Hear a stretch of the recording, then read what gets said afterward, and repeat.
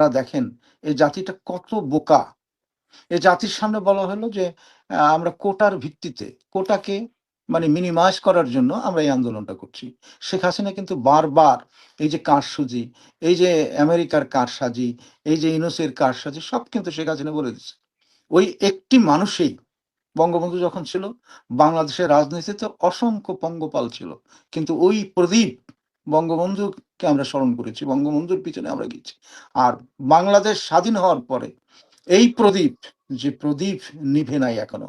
Bangabandhu ৭৫ 15ই August তাকে মেরে ফেলেছে এবং এই যে বঙ্গবন্ধু কন্যা, আমি ওর কথায় যাচ্ছি, সজীবের কথায় যাচ্ছি যে এই যে বঙ্গবন্ধুর কন্যা বেঁচে আছে, আপনি দেখবেন যাকে ৩২ বার হত্যা করার জন্য মাঠে নেমেছে মানে হায়েনার দল, তাকে কিন্তু মারতে পারে নাই। কেন মারতে পারে নাই?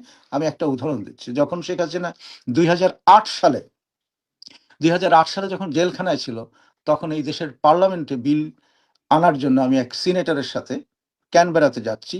তখন আমি গাড়ি চালাতে পারতেছি না। আমার ২ হাত কাঁপতেছে। যদি শেখ হাসিনার কিছু হয়ে যায়। তখন একটি ছেলে আমাকে বলল যে, "আমি আপনাকে ক্যানবেরা নিয়ে যাব।"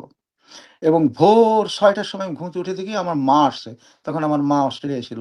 মা এসে বলছে, "বাবা তুমি কোনো চিন্তা করো না। তুমি শেখ হাসিনার জন্য যাও। শেখ হাসিনা মুক্তি পাবে।"